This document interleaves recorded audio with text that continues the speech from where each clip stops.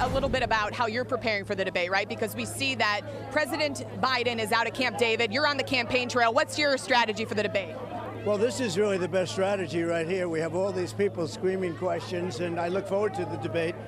We just did Faith and Freedom, as you know, in D.C., and now we're here for a big rally about 10 minutes away at the Temple Arena.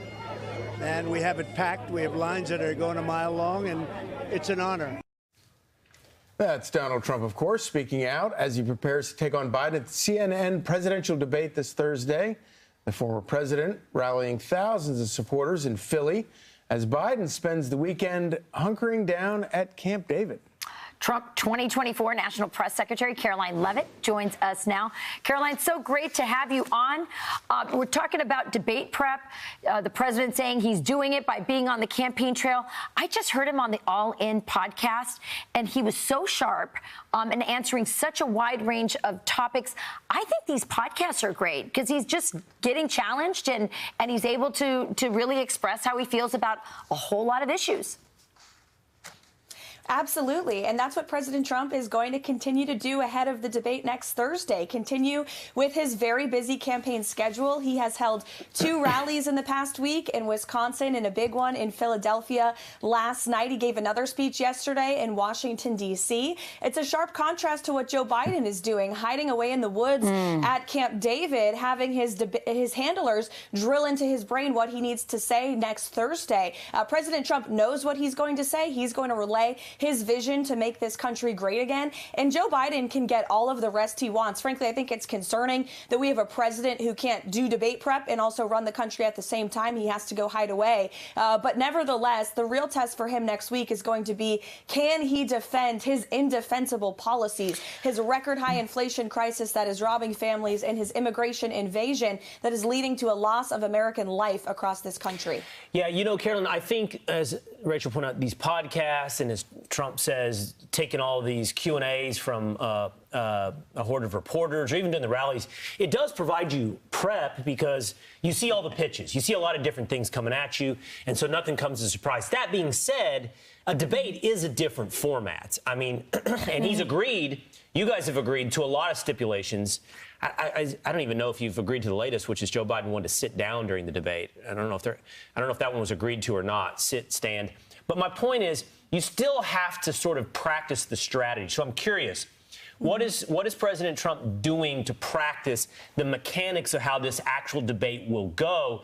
And really quickly to add to that, will he be aggressive like he was in the first debate last time against Joe Biden? Or will he be, in the second and third, he took a little bit more congenial approach to Joe Biden?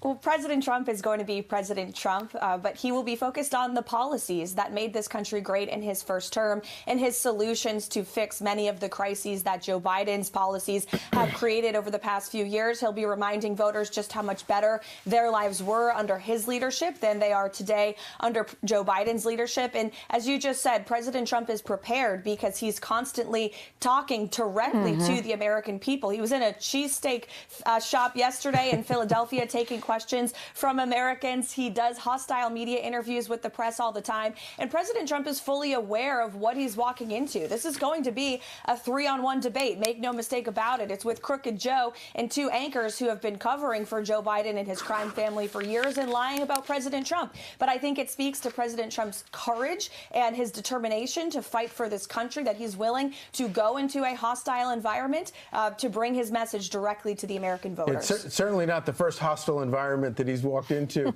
But it is kind of interesting, to listen to on the Democrat side. The Biden campaign seems to be sort of helping try to lower the expectations. They're talking about how Joe Biden is practicing standing up for 90 minutes at a time. Is there any level of concern that that the Biden campaign might successfully lower expectations for Joe Biden so much that he just barely overperforms and then they walk away with a good news story because of that? Well, again, I will reiterate the fact that there are reports that our president, the leader of the free world, is having to practice standing up for 90 minutes. It's very, very concerning. President Trump gave an 80-minute He gave an 80-minute speech last night, and he does that multiple times a week to crowds of thousands of people. But yes, the Democrats certainly are trying to lower expectations for this debate, and the mainstream media is helping them do that. But again, the question is not whether Joe Biden can stand up there for an hour and a half. It's what are his answers? What are his solutions to change the trajectory of this country? What's his solution to put more money back into the pockets of struggling families? What's his solution to shut down this southern border? Because we haven't seen one, and his immigration invasion continues to wreak havoc across this great country. How's Joe Biden going to end the war in Ukraine and stand up for our ally Israel in the Middle East? He has not proposed solutions to any of these crises that continue to hurt our country, and he needs to do that on Thursday night. Caroline, I was talking with some friends about the debate, and one of the people I was talking to expressed frustration from the last debate about Donald Trump, saying there were moments when he could have let Joe Biden hang himself, really. You know, that Joe Biden was going off and was getting himself in trouble. This could happen even, there's more, I think, a greater chance, 4 years later. We all know he's on decline. Maybe he's buffering. Maybe he's digging himself into a hole with China and everything else. Has Donald Trump and his debate team talked about sort of, it's good to be aggressive, but if Joe Biden is digging himself into a hole, kind of just holding back and letting Joe go? Mm-hmm. Well, I won't get into our specific strategy, Rachel, but I will say that, again, President Trump is going to be prepared to focus on policy, talk about his solutions to make this country great again. And Joe Biden, we can expect a whole bunch of lies on Thursday night. He's been lying to the American people, saying that the economy is working. We know that not to be true. He's lied to the American people, saying he's done everything he can to secure the border. That is an absolute lie that everyone knows is not true. And his team this past week has been lying to the American people, trying to say that we have edited these videos of Joe Biden clearly cognitively declining, wandering around at the G7, wandering off of stage at a Hollywood fundraiser. Those are lies. These are real videos for the entire world to see. So on Thursday night, the American people will again be able to see Joe Biden with their own eyes and determine if he is fit enough to serve as president for another 4 years, which the majority of the country right now does not believe he can. Yeah. All right, Karoline Leavitt, thank you so much. Thank you, Caroline. Great to see you. You guys, I am so looking forward. Thank you, Caroline.